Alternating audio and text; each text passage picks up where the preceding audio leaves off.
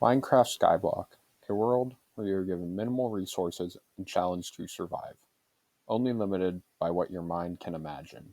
So, I challenged myself to survive 100 days in Minecraft Skyblock.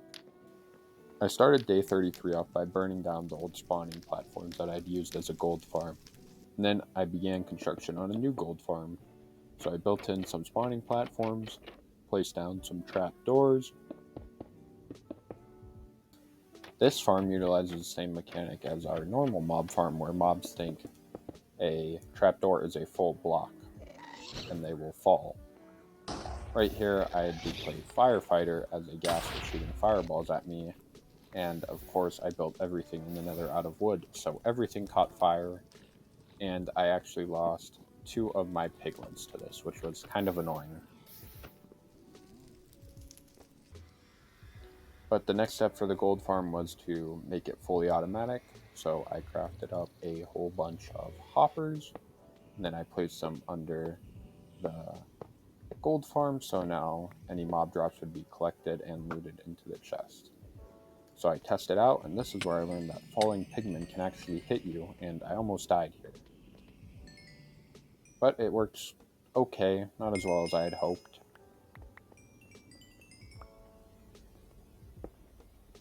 I then decided maybe building a staircase up to a little platform closer to the gold farm might help the piglins stay aggro on me better, but this didn't really fix the gold farm. I then decided it'd be a good idea to get those piglins back, so I trapped this guy in here, and then I was able to get another guy to spawn and trap him in there pretty easily. I then did a lot of trading, so I could do a lot of dirt duping. I then broke down my old potato farm because I need a lot of dirt for my crop farm, and then I started laying out the outline for that. Then did some more dirt duping, and then placing that dirt in the crop farm. I then started hoeing the dirt, and then I planted down my carrots in this one, and I'll make the other one a potato farm. I then thought it'd be a good idea to bridge above the gold farm and try killing mobs that way and having them aggro on me from above, but this didn't work either. And then when I went down to collect the gold, I actually died to falling pigmen, because of course I did. After getting a whole bunch of gold, I did a whole bunch of piglin trading because I needed a lot of dirt for my crop farm. On days 42 through 44, I spent that time outlining where I wanted to build my house and kind of what I wanted my world to look like. I then got one villager in his farming area, and then I trapped the other villager in his.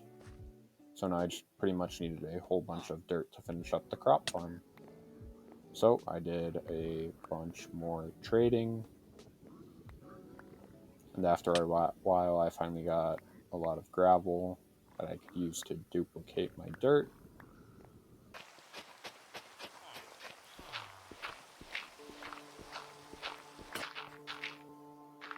And then I could start placing that in the other crop farm. And then brought this other villager over while we waited to get that final bit of dirt. So we had to do some more piglin trading. And then we could finally place in that dirt. We also built the collection system. We then lured a villager in the middle here, and then the other villagers would try to breed with him and throw him their food. So now we got a fully functional crop farm. I then spent some time trading to get some more emeralds, so I could unlock diamond tools, and I finally got a diamond pickaxe and a diamond shovel. So I used that diamond pickaxe to mine some more cobblestone that we could use on our house later.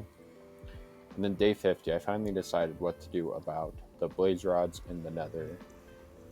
So I decided that it would be fair for me to go get 5 blaze rods, but that's the only thing I can get while in the nether fortress. I couldn't keep anything else that I'd looted or anything I'd killed from mobs. So even though I saw this chest, I wasn't allowed to loot anything from it. So I killed bunch of blazes. I got my 5 blaze rods, and then I left the nether fortress, and then I crafted a brewing stand and made a cleric villager, and then I grabbed a whole bunch of rotten flesh and did a bunch of trading with him to get a bunch of emeralds. I then wanted to rework my gold farm because the other one was so bad, so I built out in 3 directions, and then I'd build 3 spawning platforms and the end of each of those bridges.